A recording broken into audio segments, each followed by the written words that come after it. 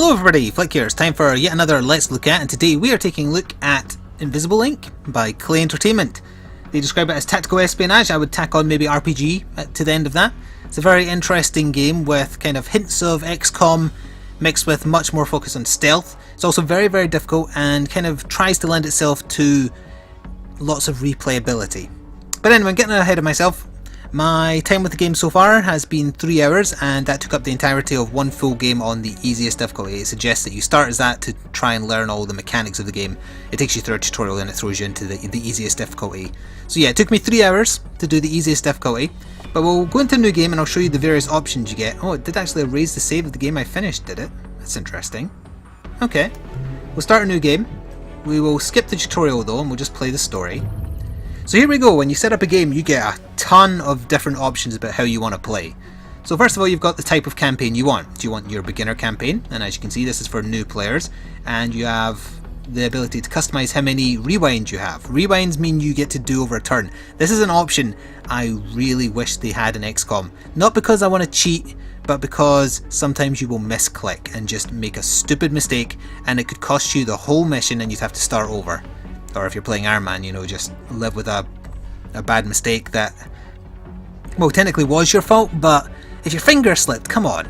So rewinds I think are a fantastic introduction, although if you are a purist and you think no, that would mean you could just exploit and, you know, save scum, as a manner of speaking, well, you can just turn it off and play Iron Man as it says there. If you make a mistake, you have to live with it. That option is available. However, I love the inclusion of rewinds, although you can be very extreme and give yourself 99 of them. If you do find yourself being exceptionally bad at the game, there is no shame in wanting to do that. It will help you learn the way things work by being able to rewind a lot. That said, you can also just turn on level retries, or you can turn it off, and you can also show settings within the game. Or you can go to the experience campaign, which is limited, although, well, it's suggested and then you can change it if you want. And then expert. As it says, the base difficulty of the game is just higher. And then beyond the 3 standard levels of campaign, you can have all these different ones. I think they were all available even though I hadn't finished the single player campaign on easy. But then we've got Expert Plus, so what is this? Alarm increases when knocking out guards, and you start with less power. That is harsh. Endless just means no story, right? No time limit, no end mission. We'll see what that means after I let the introduction play in a second here. Endless Plus.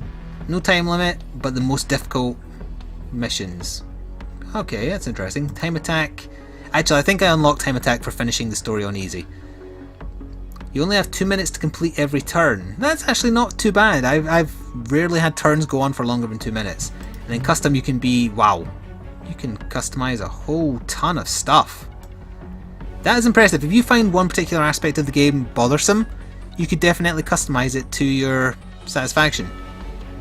Alright, for the purposes of this video though, we're just going to start a beginner campaign. I'm going to leave it on the defaults though, so there we have it.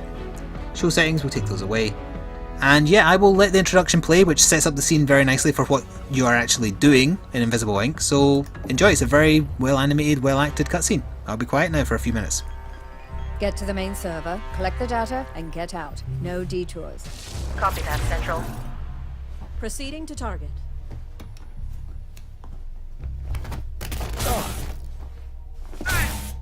Insertion was clean. Alarm level holding steady. We need to get to the 3rd floor. We can make our way to the server room from there. Any chatter on the comms? Negative. It's silent on all frequencies. They should have detected us by now. Receiving priority wireless transmission. They're onto you. Get out. Get out of there!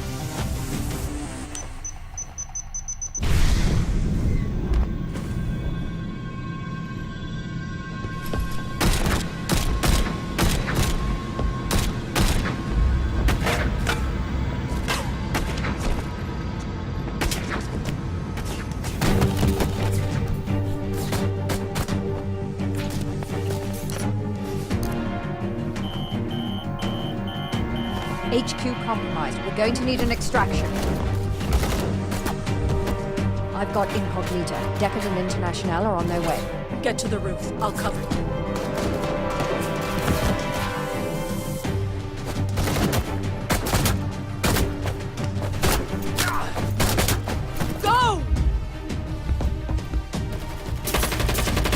Decker, how long till extraction? 30 seconds.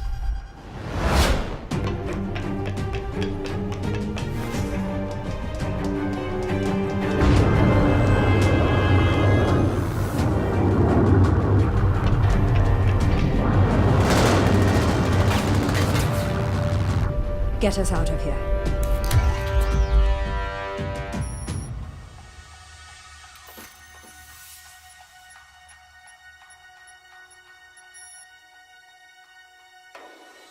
We've got work to do.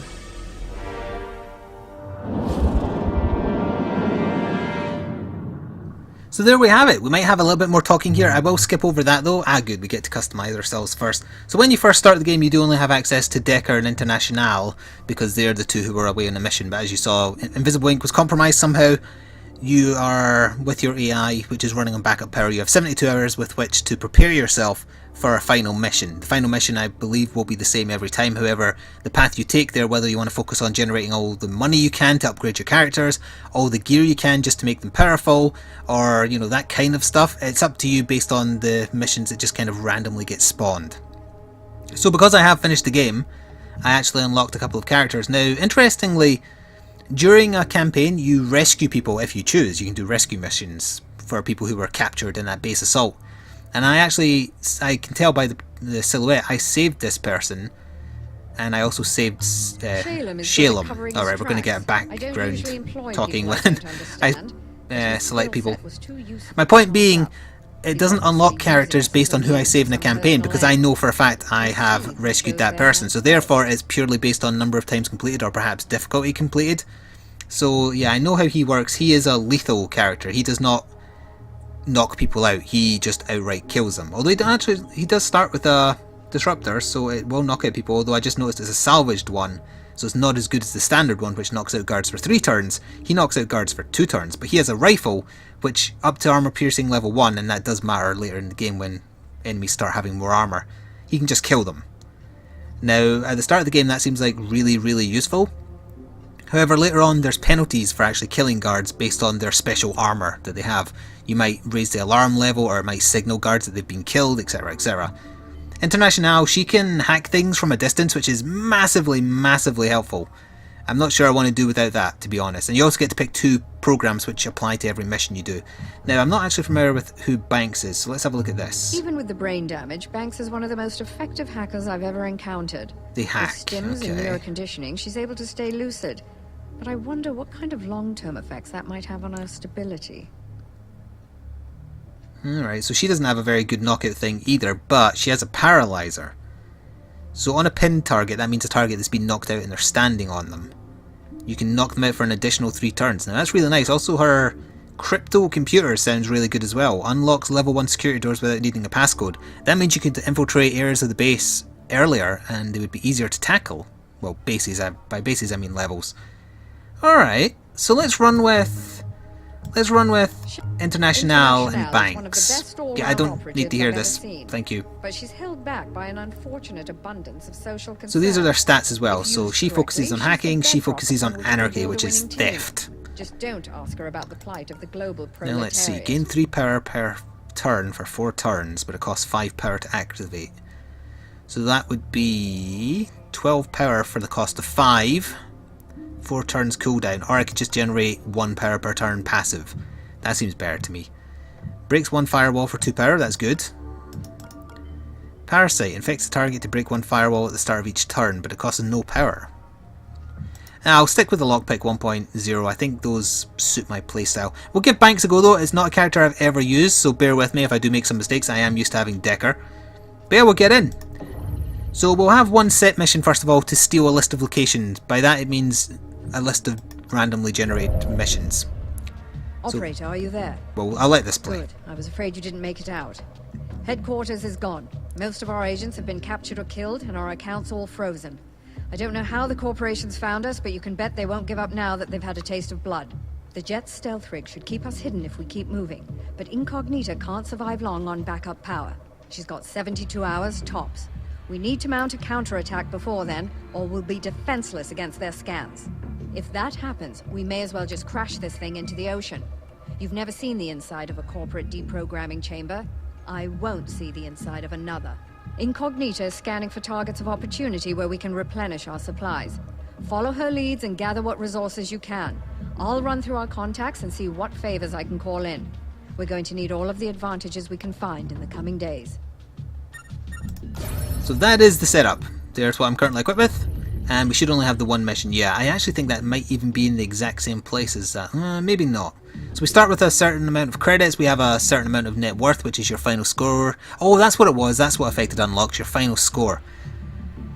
So yeah, and we have 72 hours with which to do our missions. Doing this mission will unlock a bunch of randomly generated missions of various types. Like, for example, as I've been saying, rescue people, steal tech, steal money, etc. So we have to do this one. Executives are notoriously slack when it comes to network security, and their terminals are full of interesting information. We found a lightly guarded executive complex here. Get in, find the computer, and steal their contact list. Then we'll have our pick of future targets. There we go. Let's do this mission. Well, we have to, and that uses up a certain amount of our total time to do this. So you want to try and get missions that are clumped together because it will take you longer to go elsewhere in the world. Sometimes you just have to, though. By and large, I think I did, not counting the tutorial or the final mission, I think I only got time to do about 5 different missions in the 72 hours. So you have to use your time wisely, and as I said, it's a game that lends itself to replayability because one play of the campaign will be a few hours tops. Alright, so we're into the actual game. Operator. They caught us completely by surprise, so we have no firepower with us. The guards' weapons are gene-coded to their owner and useless to us. In other words, we can't steal their guns. Do with what we can find along the way. It also means because we get teleported into any... Yeah, what she's saying now. We got teleported into the level, which means that the security level builds up every turn. And as it reaches a full circle, it goes up one full level and something happens. At the first level, nothing happens. Second level, more cameras come on. Next level after that, all firewalls on the stage, and we'll see what that means in a second, get improved by one, and then another guard comes onto the stage. And after that, I'm not actually sure, because I haven't seen the final level of security. So anyway, International's ability means that she doesn't need to be next to things to hack them, which is massively, massively helpful, and I couldn't have done without it, to be honest, in the campaign I finished. So we can hack this without being next to it. We'll get 1 power for doing so, plus 1 bonus. So we'll do that. She doesn't need to move, because she has the wireless hack ability. So there's also a corporate safe right there, and there's only 1 door. I can press Alt at any time to get a tactical map incidentally, which is very helpful. So that's an open door, that's what that indicates. Not all abilities use up AP, but most things do, like including movement, peeking through doors, stunning guards, they all use certain amounts of AP. So you can see how many I have and how many I would use up moving into any certain place here. So what's Banks' powers again? Oh yeah, she paralyzes targets, but she can also just normally stun them. She has no gun, no lethal force, that's fine with me. We'll move Banks to the door, and we'll have her peek in. So, another remote terminal and another safe. We have a lot of power stored up and we're about to get more, so I'm actually going to press spacebar to go into the incognita mode. And this shows me what I can do. I can break these firewalls. Per level of firewall, I need 2 power to do it. My total power is in the top left there. I'm going to open that safe. I'm going to open that safe. So they're now unlocked. There's no guards. It looks perfectly safe. There's no cameras either. So, oh actually, that's in a different room. I'll have Banks move in and hide behind the desk. And then we'll have International go... Well, as I say, that safe's in a different room, so let's move you there. Wireless scanner kicked in again, letting me get even more power, like that. That's fantastic. And we'll lift what's in this safe. 150 credits, good. And that's my first turn, so when I end this turn, you'll see the security level start to build up, if you watch the top right now. There you go. As I say, getting to the first level is fine. And there's a tutorial about it actually, so it does replay them. And I got Power Grip as one of my selected abilities. So let's have International peek in here. Alright, that red door indicates that if the security level gets high enough, the extra guards that spawn on the stage will come from there. So that's actually good to know. Also, that's an out of commission camera. That's a camera that will come on if it reaches security level 2 or 3. I always get them confused. It doesn't look like I want to go that way though, unless there's a passage down there, so I think I want to go this way. Let's have... What's your name again? Banks, right? Yeah, Banks. We'll have you peek in here. We've got a guard. A guard who I could actually dispatch. He's eating a donut or something. Can I zoom in any further? What is that you're eating, Mr. Man? Oh no, it's a torch! Wait, no, it's a cigarette.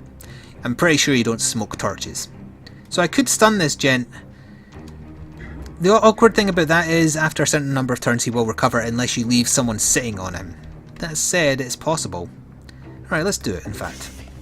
was that? He thought he saw something there, but it doesn't matter because down he goes. So as long as someone is sitting on a guard that's been knocked out, their timer until they get back up will not go down. So I could also inject him. Let's inject him. So does that go to 6? Oh, it totally does. That is an amazing ability. And let's steal what's on him. So, cred chip is just money, so I'll just get added to the total. Level 1 security pass card. Banks doesn't actually need that, does she? Because she has that augment that means she doesn't need the security pass code. So, really, I want to pass that to International, who will also get that safe while we're at it. So let's trade items. I'll be taking that, thank you very much. We'll leave Banks sitting there for now though until I can get a better scope. It looks like we do have to go that way actually because there's no other open doors.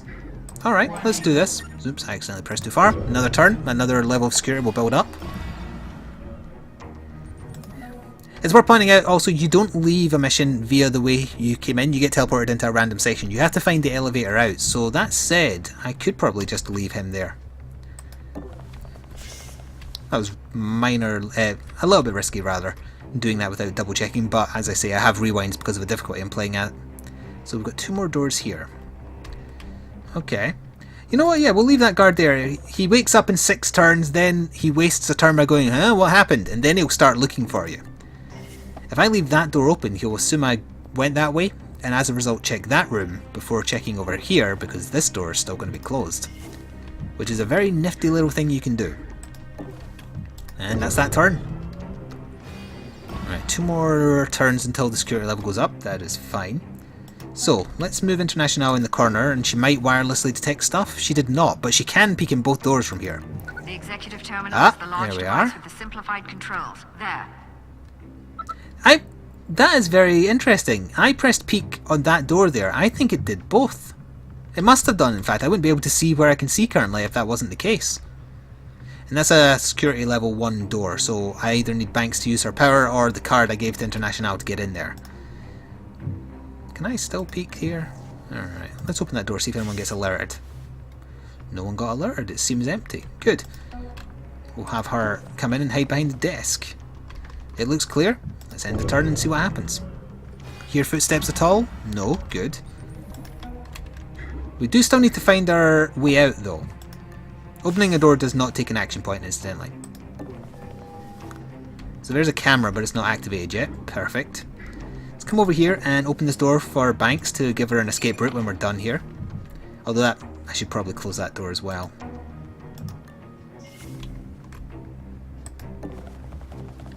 Alright, I don't think there's any guards here so we're safe.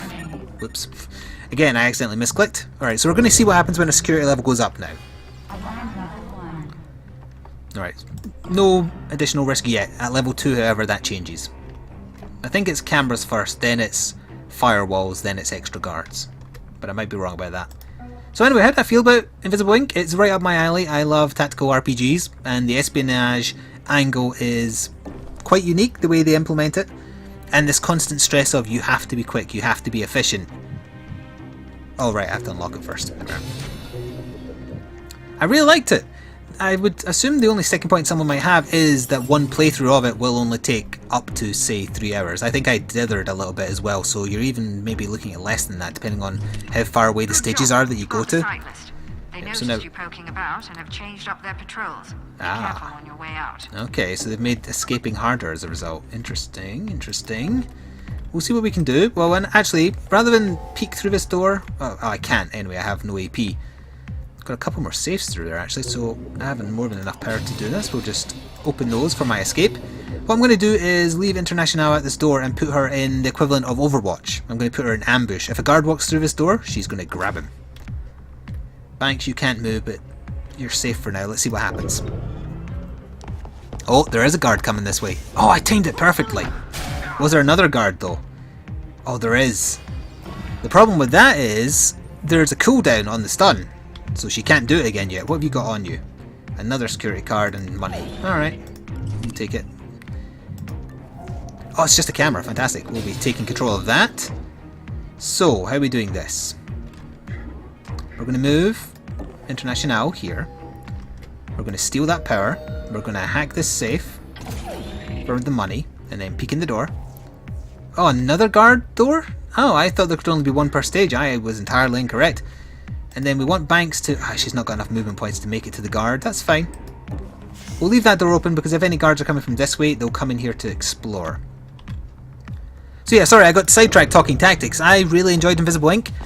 Oh, this got dangerous. I'm really enjoying it. It's very, very difficult. I'm playing on the easiest difficulty and I still found it very challenging at times. It's a tough game. And I can only imagine even on the next difficulty up, it's going to be murder at times. Goodbye. So, we don't actually want to stun you, we want to stun you. So he's down for 5 turns. We'll go back onto the other guy. Procure some money from him. I have to hope that he's the only other guy. We're going to come in here, we're going to close the door. And then we're going to hide here. Alright, that's safe. I want the safe, so I'm glad that it's safe.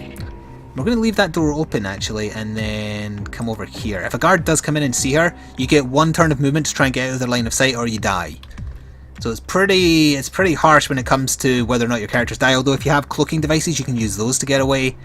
And I think it's not 100% chance they'll kill you, but you do go into a down and out stage where other people can rescue you. I think that was actually all the guards on the stage. So, I'm just going to open it. I'm almost certain that was the last guard, also we'll hack that. Nanofabricators are shops on the stage. I will unlock it because we have more than enough power. Can't quite get to it this turn. That's okay.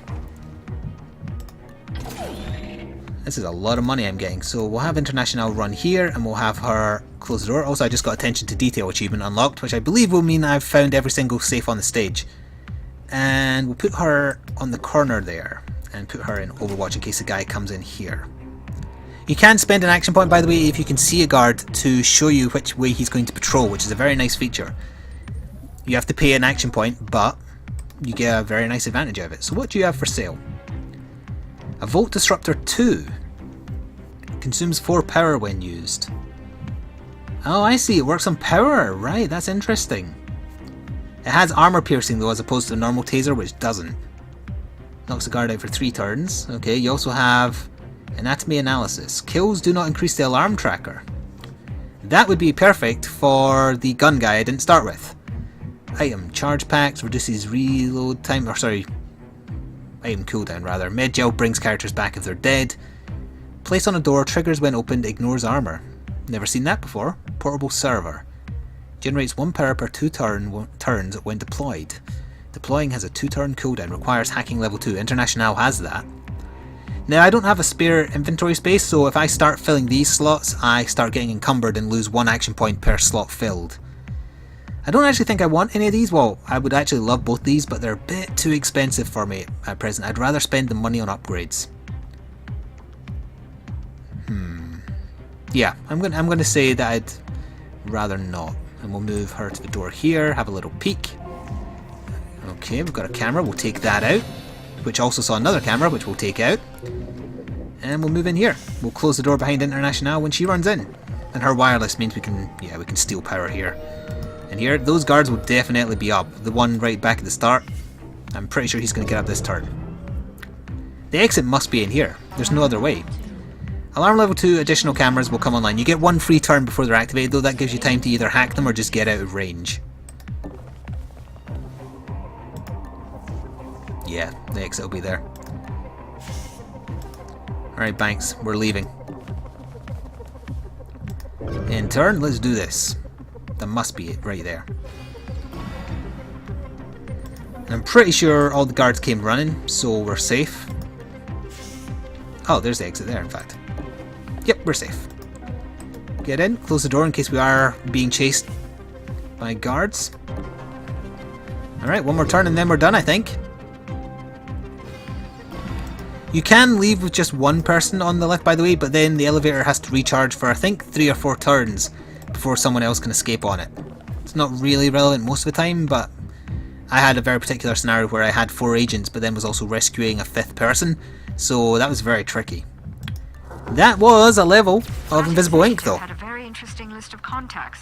I'm sure they won't miss it. Yes, I'm sure they won't. And thanks to that, we will now have a list of randomized missions to go after.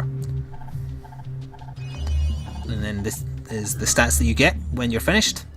The items you found, the credits, your net worth, etc. So now we can, if we want, well, we don't have access to the store yet, but we get that after the next mission. But we can use the money we have to upgrade. So, if I was to get another level in Anarchy, that means you would steal 15% more credits from guards. Alright. That would be an investment, although I would much prefer if you perhaps had better movement speed. They both have bad movement speed.